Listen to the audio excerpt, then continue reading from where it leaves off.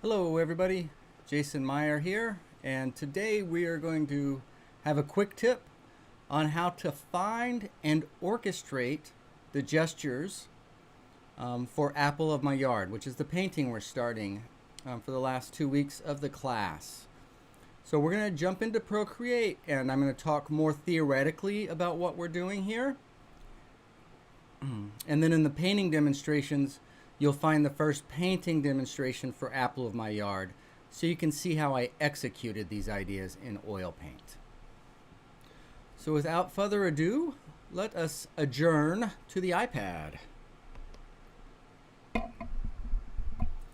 Okay, so my painting, I had a 12 by 16 panel, so that's what I worked on, and that's what I have here. So again, we've spent 2 weeks doing a compositional study and a color study.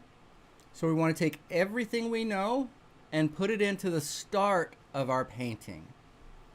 So the first thing we want to do is get the size and placement of that really active triangle. But more than that, I'm just going to see it as a big movement from top to bottom almost down to the point of that last leaf. Okay, so just kind of feeling that movement out.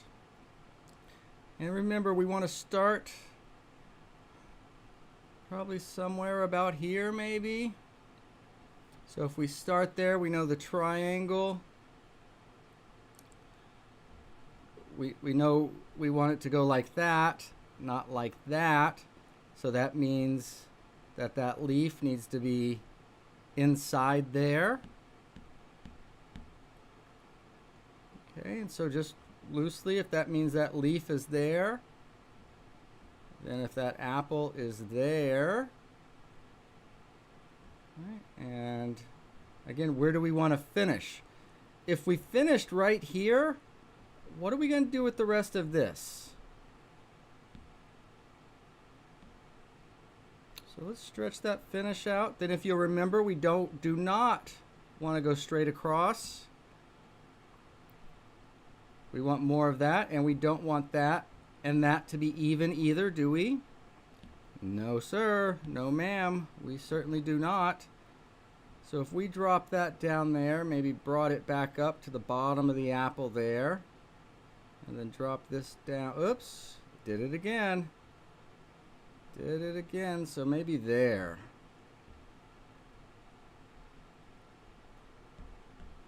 To here. Okay, so you see how I'm loosely finding that? Then what does that leave? Okay, so there's that side of the triangle.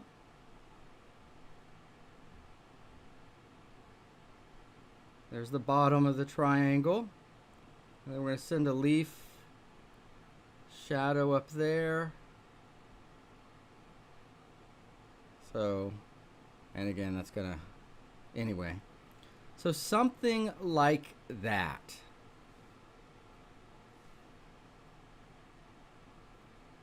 Okay, so with that in mind, let's talk about the gestures of these individual pieces. This piece up here is pretty obvious. Now, you don't want a perfect C, but I do see a little flip with maybe a little bit longer before we head in that way. All right, so you can do however you want, but design this, right? Think about how that's going to go. Don't just let it happen. Don't just let it happen. Make it happen. All right, so if I'm going to bring this up, go across the shadow, and we've got another triangle here, right? And we want that, it's got to come down. Oops, that triangle's getting pretty even there. Let's move this out so that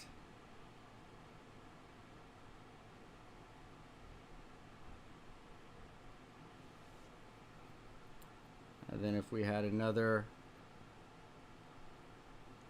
Little triangle there. And again, that's got to finish down.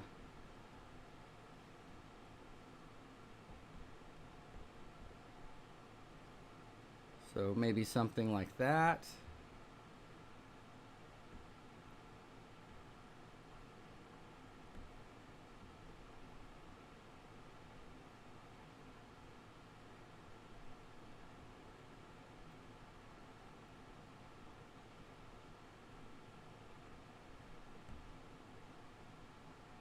Somewhere up here, and again, I like to think of it off of this shadow, right? And if we can get some sort of vertical or, right, whatever you want to do, but give it that action. Think about that axis that you want when you're putting that shadow in there, and I don't want it as high as that.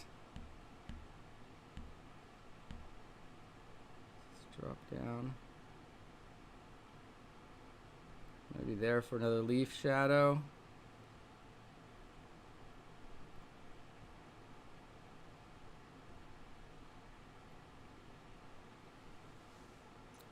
Okay, so what do we have? Well, this first leaf right here, if we give it a movement like that, the apple is going to have a movement like that, a movement, and a movement. Okay, so let me put those movements in red. Put those movements in red and see what we have.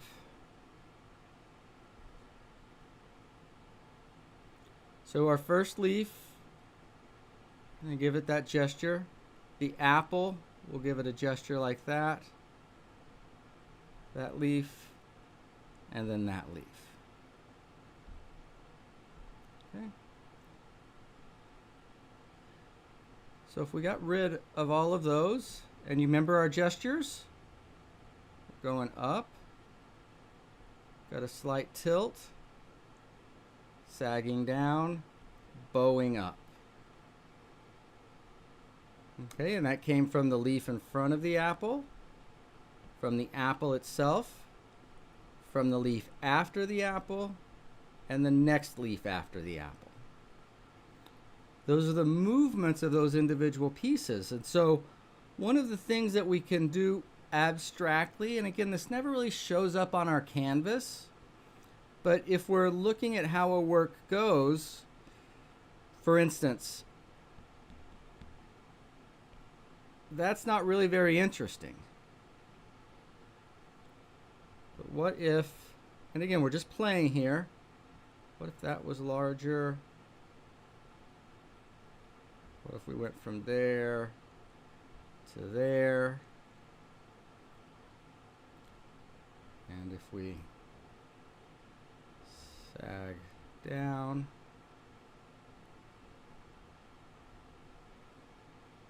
oh, okay, that's interesting, right? What did we change?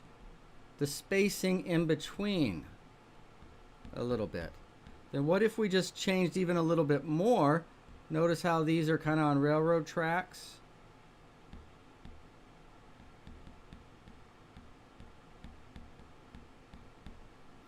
What would happen if we had a long one, short and straight,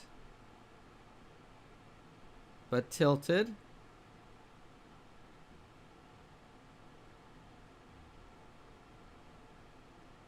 Now, look, I don't want that. I don't want that. So I'm going to go back and I'm going to tilt that up here. I'm actually going to tilt it. Do you guys see how I'm playing with these? I'm playing with these designs. And then this could go.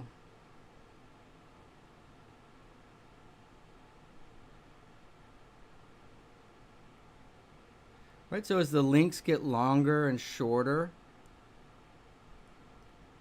I want that. You can get more interesting rhythms. What if this was a little shorter one and that's a little longer?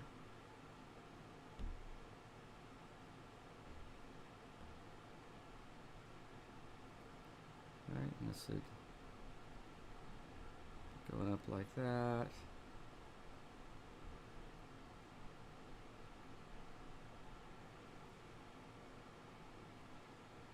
Right, so when we start to feel out these things, that's when you can really feel the movement. Now if I come up top,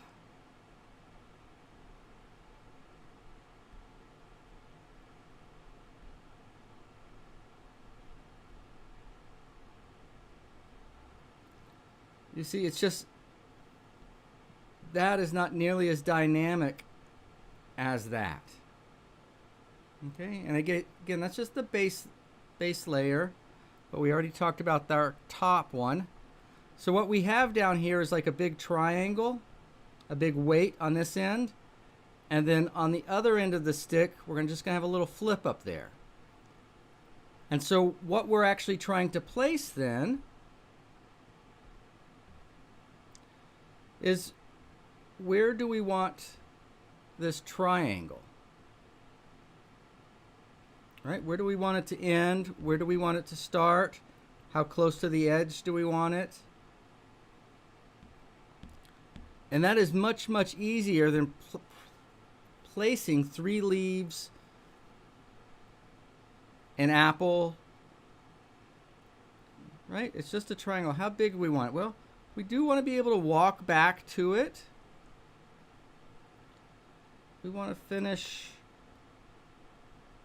maybe finish somewhere there. All right, we definitely don't want to start with our thing up. That's too much. But where would be, again, get it a different length than there. If that's that same length right there, give us a little bit more opening. We don't need to be right at the top, but what if we did that?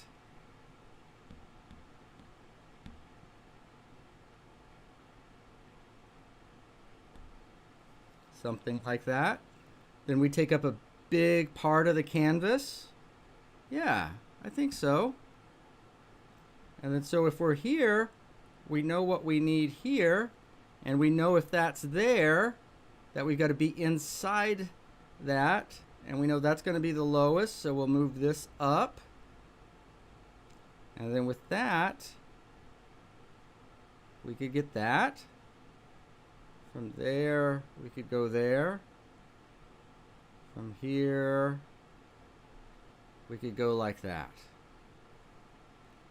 Okay, so then if this is our leaf, that's going to take us to our apple, right? Which is going to take us to our next leaf with our nice negative shape.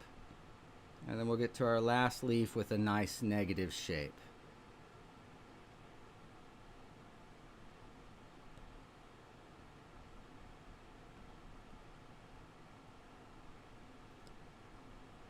And where's that stem? Well, you just, and you don't want a straight line there, but you can see, and then we're going to have that little bit up here.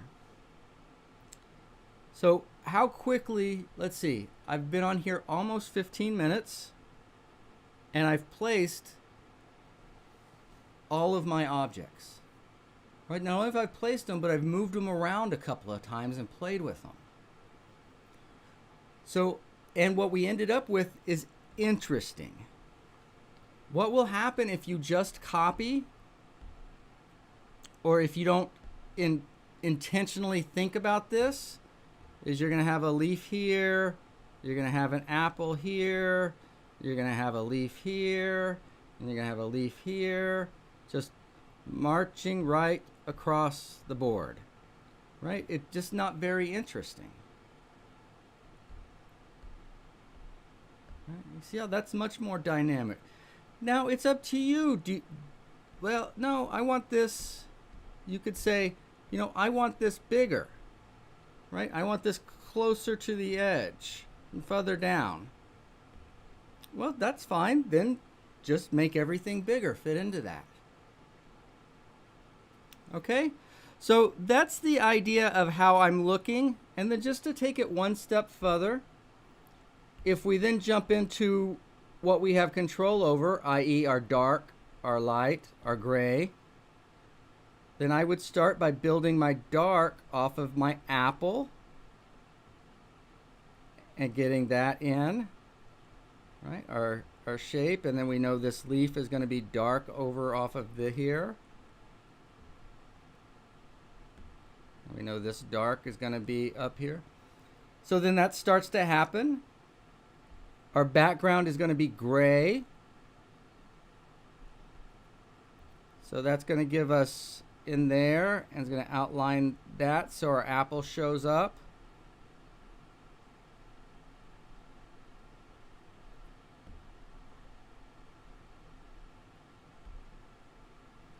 And then we're going to have a little bit of brownish down here. Again, kind of that gray value.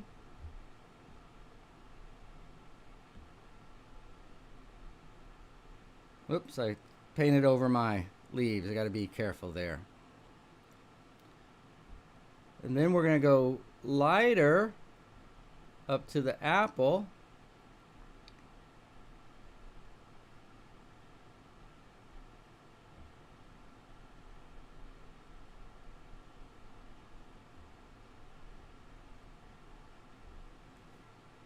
Okay, and then of course we've got the green. That would be the leaves. But that's how I would start building it out on top of the movement, right? But the movement is primary. Movement is first. Objects are secondary. All right, well, I hope my scribbles made sense to you. If they did, please let me know. If they didn't, let me know if you got questions. And our next quick tip, see if we can solve it. But for now, that's it. Again, you can see the start of this painting as a painting demonstration on YouTube. I believe it's still being processed right this minute, but it should be up in the next hour or two. All right, we'll see you guys soon. Thanks, everybody.